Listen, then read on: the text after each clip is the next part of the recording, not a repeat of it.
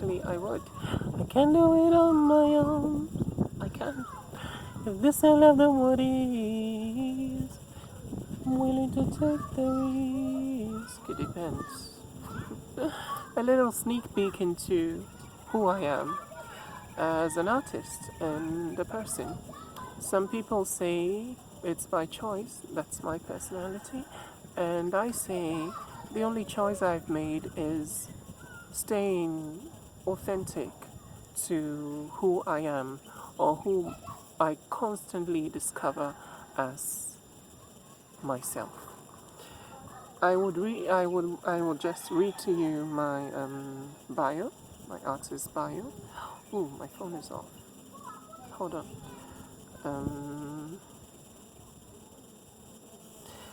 This should give you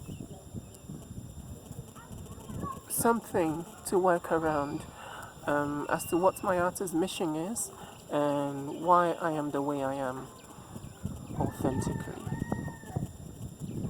Some say I'll be better without you. Oh, I love Adele. They don't know you like I do. And I love Angelique Kojo and Miriam Makeba and a lot of other great feminine or female powerhouses. That's what I call them. It's 1 minute. Okay, my phone is on. I will just read this to you now. Otiana Kendro. Ghanaian artist Otiana Kendro is an intuitive and performance artist. His first names Ato Kwamena translate to creator. He draws inspiration from those and his artist name Otiana Kendro, which means healer. Actually, healer of snake bites. Otiana Kendro has been refining his skills as an actor, singer, writer, and expressive body and movement artist since 2014. Throughout the years, he's created his original work with a critical look at the self, which is an important element to his narratives that naturally capture the story of the effeminate through the subjects of culture, social constructs, spirituality, and sexuality in the African context. The more prominence and or acceptance he garners, the more his childhood curiosity is brought to light. Where are all the people like me? He shows strong interest and support for mental health, human rights, and environmental protection with song, poetry, dance, film, or theater, believing that art is not merely a tool for entertainment, but an opportunity for positive activism. So, this is why I became an artist, or this is why I am an artist or was born an artist. And for me, my personal mission is to the self, and not necessarily me. Sorry, my knees are hurting. I got this from an old friend. Not necessarily me, but through personal encounters, I'm hoping, personal one-on-one encounters, I always hope to find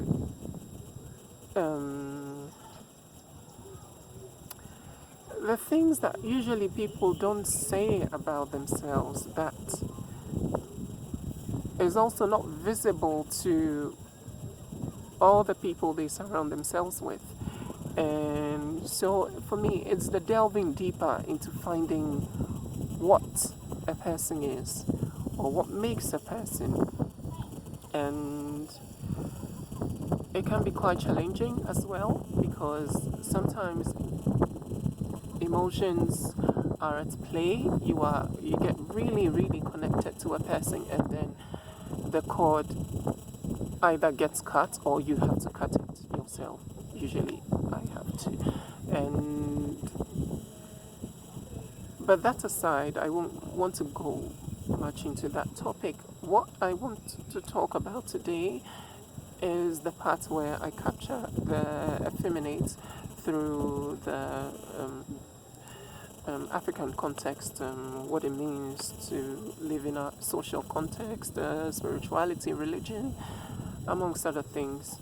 And so for me, it's important that all the characters I create or write,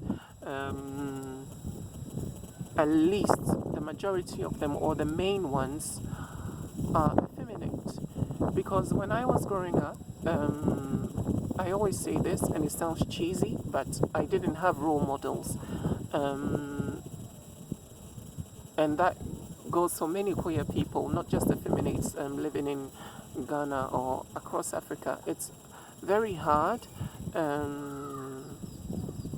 to find people like you to look up to, who share their experiences to teach you. And so it's not shocking that a lot of queer people or effeminate men find themselves in very perilous situations, and it seems nobody cares. I mean, especially if you're effeminate, because once you are assumed gay, and that makes it challenging living as an effeminate man, whether you're gay or not.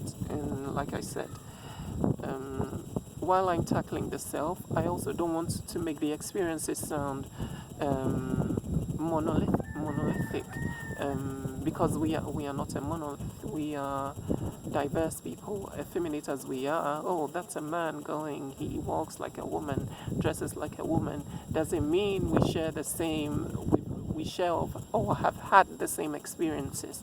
And so these are some of the things I try to steer away from, like what Chimamanda Ngozi Adichie said, the single narrative. It's very dangerous, and so this is something I try to address, well, maybe address in my stories and other creative work that I've done. And so far in my journey, I finally found something concrete that I can say to back my question or my curiosity about why there aren't any effeminate people, or there aren't more effeminate people anywhere to look up to. And I say this with pain because effeminate men are, if not the first persons you think about when you mention creativity and assiduity, just sheer sacrifice and commitment. An effeminate person is the first person that should come to your mind, because this is who we naturally are. We are mothers, we are caregivers, but we are not a monolith. I have to remind you of that. There is always an exception to the rule, but generally we care, we contribute, we are creative, we go outside the box, we are outside the box. And so it's very frustrating that a lot of effeminate men are not in the limelight and are rather hidden, either in the background or either by personal choice or because something has happened and they have to be in the limelight.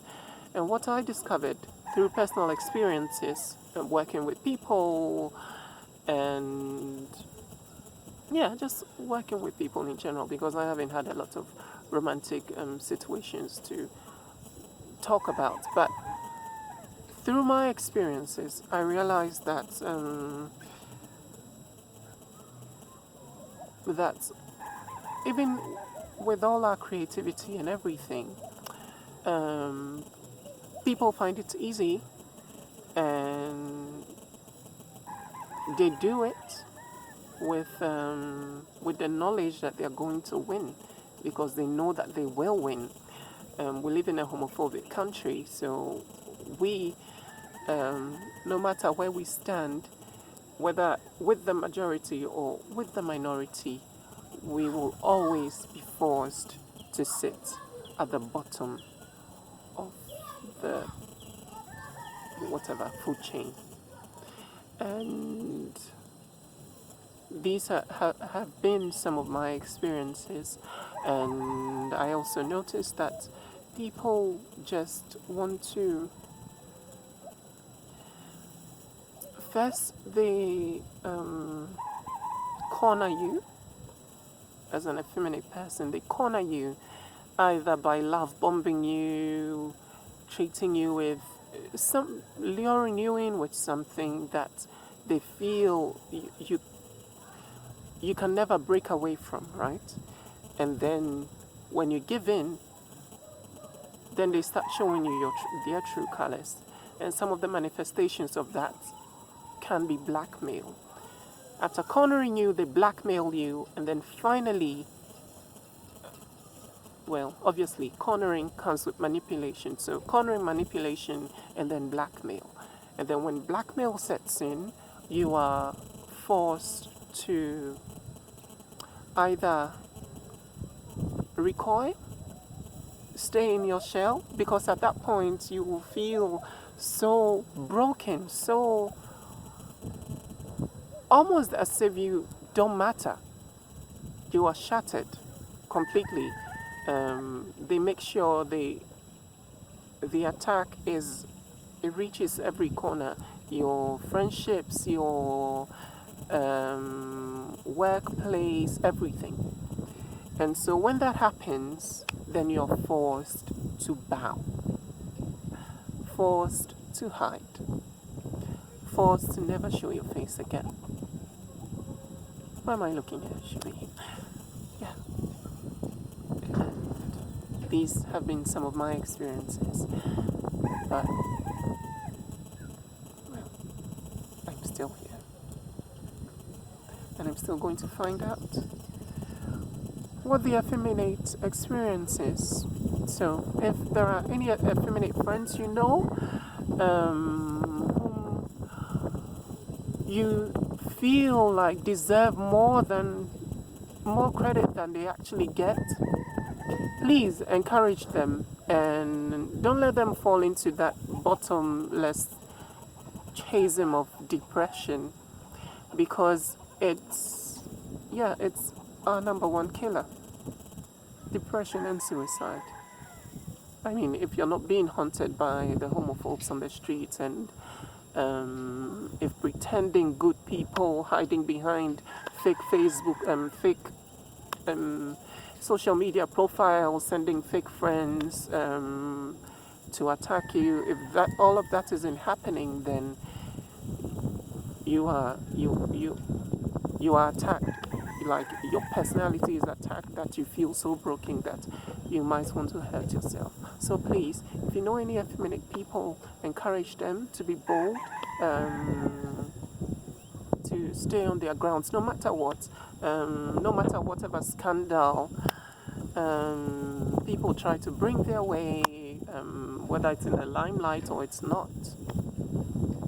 Tell them how powerful they are. Tell them how beautiful they are. Tell them how unique they are, and that there is none more creative, none more empathetic, none more loving than the effeminate. I think I'll end here. 14 minutes. That's a long one. I should have done a live video now. Oh God, how am I going to post this? Thank you. My name is Otiana Kendro, healer of snake bites.